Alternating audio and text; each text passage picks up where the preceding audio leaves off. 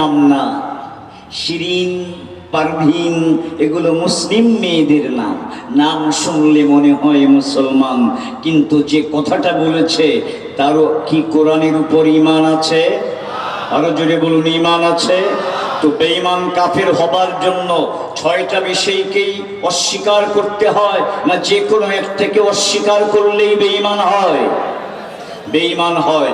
তাহলে এই 10টা বেঈমানকে বাংলাদেশের 18 কোটি মুসলমানের মধ্যে 9 কোটির উপরে হলো মুসলিম নারী।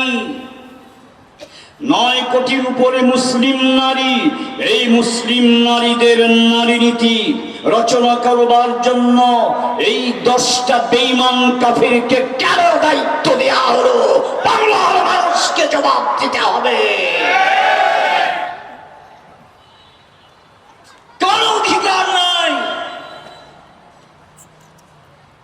আমরা না খেয়ে থাকতে রাজি আছি,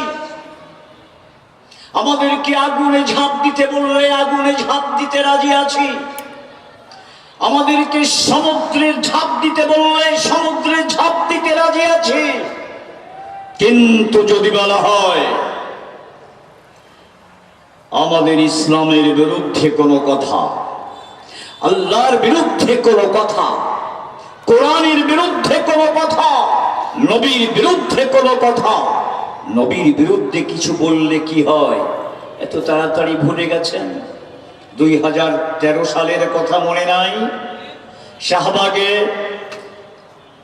নিজের ধর্ম এবং জাতীয়তা বিক্রিকারী কিছু বিভ্রান্ত যুবক ব্লগারের নাম নিয়ে আমার নবীর বিরুদ্ধে কটূক্তি করেছিল 2013 সালে, মনে আছে? বাংলাদেশের লাখো কোটি জনতা সারা দেশ থেকে মার্চ করে ওই শাপলা চত্বরে একত্রিত হয়েছিল। ভুলে গেছেন সেই আন্দোলনের কথা? আগামী 3 তারিখ আবার সোহরাওয়ার্দী উদ্যানে মহাসমাবেশ ডাকা হয়েছে। তার আগেই যদি এই নারী নীতি বাতিল না করা হয় তাহলে সেখানে কি হবে কিছুই বলা যায় না। অতএব আমাদের ঈমানের ব্যাপারে সোচ্চার হতে হবে। এই দেশের মানুষকে আমাদের স্রষ্টার সাথে পরিচয় করিয়ে দেবার এই কাজটি করেছেন যুগে যুগে আম্বিয়া আলাইহিমুস সালাতু ওয়াস সালাম। সর্বশেষ নবী মুহাম্মদুর রাসূলুল্লাহ সাল্লাল্লাহু আলাইহি ওয়াসাল্লাম, তিনি আমাদেরকে আল্লাহর সাথে পরিচয় করে দেওয়ার জন্য জীবনভর মেহনত করেছেন। নবী চলে গেছেন কিন্তু সেই মেহনত বন্ধ হয়নি।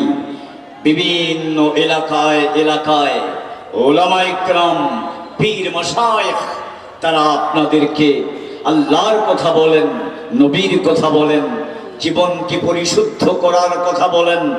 শুরুতেই যে আমি বলেছিলাম আমাদের জীবনের একমাত্র লক্ষ্য হলো আল্লাহকে রাজি এবং খুশি করা। বলুন ঠিক না বেঠিক? এগুলো আমরা কার মাধ্যমে জানতে পারি বর্তমানে? আলেম উলামাদের মাধ্যমে, পীর মাশায়েখের মাধ্যমে। আলহামদুলিল্লাহ, বর্তমানে এই বাংলাদেশের সর্বস্তরের মুসলমানদের এক জাগ্রত রাহবার পীর সাহেব চরমাই আজকে তিনি এখানে আগমন করবেন। এবং আপনাদেরকে সুসংবাদ দেই, যেই বিষয়ে আমি আলোচনা করলাম, এই যে নারী বিষয়ক যে সংস্কার, এটা সম্পূর্ণ কোরআন বিরোধী। এটাকে বাতিল করবার দাবিতে উলামা মাশায়েখ আইম্মা পরিষদের উদ্যোগে আজকে ঢাকাতে সেমিনার হয়েছিল। সর্বস্তরের উলামায়ে কেরাম, যত ইসলামিক দল আছে সব দলের নেতৃবৃন্দ সেখানে উপস্থিত হয়েছেন। সেখানে খেলাফত মজলিসের মামুনুল হক সাহেব উপস্থিত হয়েছেন। সেখানে ইসলামী ঐক্য জোটের রাজি সাখাওয়াত রাজি সাহেব উপস্থিত হয়েছেন। এমনকি জামাতে ইসলামের আমির শফিক সাহেব তিনিও উপস্থিত হয়েছেন। হযরত চরমনায়ের পীর সাহেব এর আহ্বানে এই দাওয়াত হয়েছিল। সর্বস্তরের ওলামা ইকরাম সেখানে উপস্থিত হয়ে ঘোষণা করলেন, আমরা ঈমানের প্রশ্নে এক, আমাদের মধ্যে কোনো ভেদাভেদ নাই। যদি কোরআনের বিরুদ্ধে কেউ কথা বলো, যদি ইসলামের বিরুদ্ধে কথা বলো, বিভিন্ন দল থাকতে পারে ইসলামের নামে, কিন্তু ইসলামের বিরুদ্ধে যে কেউ দাঁড়াও, সে আমেরিকা হও, রাশিয়া হও, উপদেষ্টা হও, আর নারী বিষয়ক সংস্কার কমিশন হও, আমরা গোটা জাতি এক ঐক্যবদ্ধ। আমি এই এলাকার সাধারণ মুসলমান যারা আছেন, স্কুল কলেজ ইউনিভার্সিটির ছাত্র এবং শিক্ষক যারা আছেন, ব্যবসায়ী আছেন, আপনাদেরকে জিজ্ঞেস করতে চাই, ইমান রক্ষার আন্দোলনে যদি আবার আমাদেরকে ডাক দেওয়া হয়, আমাদেরকে শহীদ হতে হয়, বলুন কারা কারা রাজি আছে?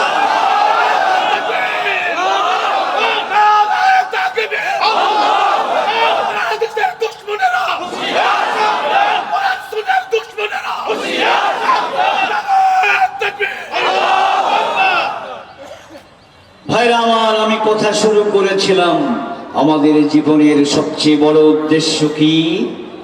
আল্লাহকে খুশি করা।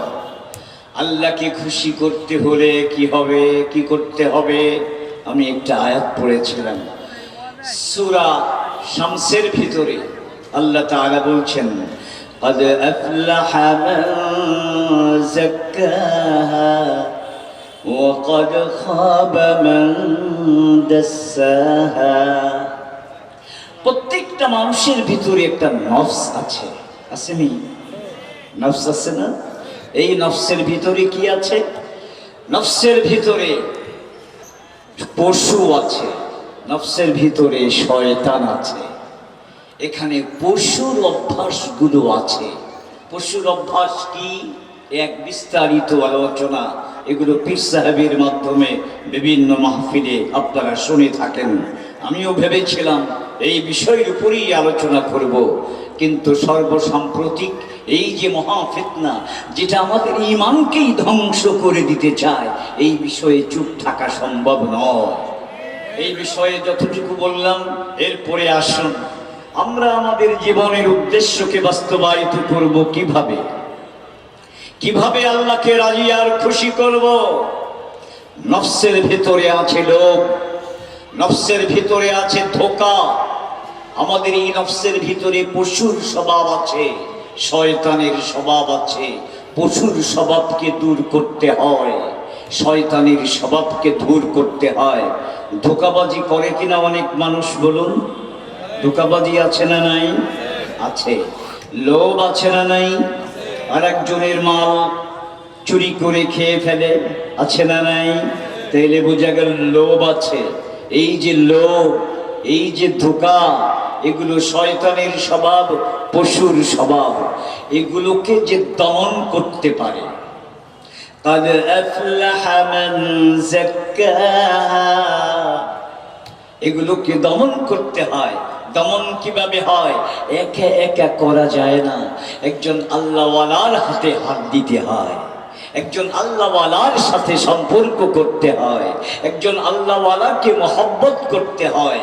তার কাছে গিয়ে বলতে হয়, আমার তো নামাজে মন বসে না, আমি তো নিজে নামাজ ঠিক মতো পড়ি না, আমি তো গুনার কাজ করি, আমার দ্বারা তো পশুর মতো কাজ হয়, আমার দ্বারা তো শয়তানের মতো কাজ হয়, আমার এই সব কিছু সংশোধন করে দিন। এই রকম আবেদন নিয়ে একজন আল্লাহওয়ালার হাতে হাত দিতে হয়, একজন পীরের হাতে হাত দিতে হয়। যেই সমস্ত মানুষগুলো নবীর জীবিত থাকা অবস্থায় নবীর সাথে সম্পর্ক রাখত, ওই মানুষগুলো ফেরেশতার মতো মানুষ ছিল। জোরে বলুন ঠিক না বেঠিক? বর্তমান জগতেও দেখা যায় আমাদের এই বাংলাদেশের উদাহরণ, বহু চোর, বহু ডাকাত, যেটা আমি নিজেও দেখেছি, আপনারাও অনেকে দেখেছেন। দুর্ধর্ষ সন্ত্রাসী, যাকে দেখলে সবাই ভয় পেত, এইরকম একজন যখন পীর সাহেব চরমনাইয়ের হাতে হাত দিয়ে বায়াত হয়ে গেছে, এরপর কিছুদিন যেতে না যেতেই এখন আর তাকে আগের মতো চেনা যায় না। এখন তাকে দেখলেই মনে হয় সে একজন আল্লাহওয়ালা। এইভাবে মানুষকে পরিবর্তন করে দেয় এই পবিত্র কোরআনের শিক্ষা, নবীর শিক্ষা। ভালো করে মনে রাখতে হবে, কোরআনের শিক্ষা, নবীর এই শিক্ষা, এটা আলেমদের কাছে পাওয়া যায়, পীর মাশায়েখের কাছে পাওয়া যায়, মাদ্রাসায় পাওয়া যায়। অতএব আমাদের জীবনকে যদি আমরা সাফল্যমণ্ডিত করতে চাই, কামিয়াব করতে চাই, ও আমার ভাইরা, তাহলে যেইভাবে সবাই চলছে ওইভাবে চলা যাবে না। যেইভাবে নবী চলতে বলেছেন, সাহাবায়ে কেরাম চলেছেন, সেইভাবে চলবার জন্য আমাদেরকে প্রতিজ্ঞাবদ্ধ হতে হবে। পারবো তো ইনশাআল্লাহ? রাজি আছেন না ইনশাআল্লাহ? ভাইরা আমার প্রিয় ভাইরা, বর্তমান এই বাংলাদেশে যদি আপনাদেরকে জিজ্ঞেস করি, এর মধ্যে নামাজি কত পার্সেন্ট? আপনারা আপনাদের এলাকার মসজিদের কথাই বলেন। মসজিদে জুমার দিনে কি পরিমাণ মুসল্লি হয়, আর ফজরের সময় কি পরিমাণ মুসল্লি হয়? ফজরে কি এক কাতার হয় সব জায়গায়? বলেন হয়? এক কাতার হয় না। আর জুমায় দোতলা ভরে যায়, জুমায় দোতলা ভরে যায়। এই প্রসঙ্গে একটা ঘটনা আপনাদেরকে বলি। এই যে ওয়াশিংটন, যেখানে মার্কিন প্রেসিডেন্টের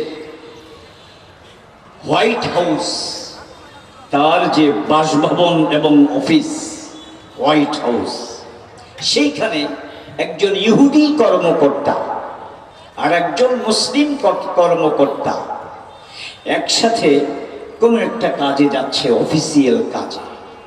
দিনটা ছিল জুমার দিন। ওয়াশিংটন যাওয়ার মধ্যে রাস্তায় দেখা গেল এক জায়গায় উপচে পড়া ভিড়, মসজিদ ভরে গেছে, এমনকি রাস্তাঘাট ভরে গেছে। জুমার জন্য মুসলমানরা এক জায়গায় হয়েছে, আমেরিকার ওয়াশিংটন শহরে। এই দৃশ্য দেখে ইহুদি কর্মকর্তা মুসলিম কর্মকর্তাকে বলল, কি নামাজ পড়তে মন চায়? জুমার নামাজ? মুসলমান বলল, অবশ্যই। তখন বলল, ঠিক আছে, যাও, তুমি জুমার নামাজ পড়ে আসো। আচ্ছা, এই তো শেষ করে দিচ্ছি, তুমি জুমার নামাজ পড়ে আসো। জুমার নামাজ পড়ে আসলো। আসার পর কি বলল জানেন? দেখো জুমার নামাজে কত মুসল্লি হয়েছে, সব ভরে গেছে, তুমি মসজিদে জায়গা পাও নাই, তুমি বাইরে নামাজ পড়েছ। কিন্তু এই রকম জুমার মুসল্লির চাপে আমাদের কোনো ক্ষতি নাই। কিরে ভাই, ওরা হলো ইহুদি, আর জুমায় বেশি মুসল্লি হলে ওদের ক্ষতি নাই। মুসল্লি বেশি হওয়ার সাথে ইহুদিদের লাভ ক্ষতির কি সম্পর্ক? এটাই মুসলমানরা আজকে বোঝে না। ভালো করে মনে রাখেন। সে মন্তব্য করল, শোনো, তোমাদের জুমার দিন যেই পরিমাণ মুসল্লি হয়, এই পরিমাণ মুসল্লি যদি প্রত্যেকটা মসজিদে ফজরের নামাজে হয়, যেদিন হবে ওই দিন এই পৃথিবীতে আমাদের কোনো ক্ষমতা থাকবে না। সেদিন এই পৃথিবীতে তোমরা বিজয়ী হবে, আমরা সেদিন পরাজিত হব। মুসলমানদের জয় পরাজয় এটা ট্যাঙ্কের মাধ্যমে হবে না। মুসলমানদের জয় পরাজয় এটা বিমানের দ্বারা হবে না। মুসলমানদের জয় পরাজয় পারমাণবিক বোমার দ্বারা হবে না। মুসলমানদের জয় পরাজয় এটা নির্ধারিত হবে ঈমান এবং আমলের দ্বারা, কোরআন এবং নামাজের দ্বারা, জিকিরের দ্বারা। চলে বলুন ঠিক না বেঠে? অতএব এই মাহফিল উপলক্ষে এলাকার সমস্ত মানুষকে আমি আহ্বান জানাতে চাই, আসুন আমরা আবার কোরআনের পথে ফিরে আসি, আমরা আবার নামাজের পথে ফিরে আসি। আজকে আমরা ওয়াদা করি, এই এলাকার প্রত্যেকটি মুসলিম ঘরের প্রতিটি মুসলিম নরনারী 5 ওয়াক্ত নামাজ এখন থেকে নিয়মিত আদায় করব। কারা কারা রাজি আছেন 2 হাত তুলুন।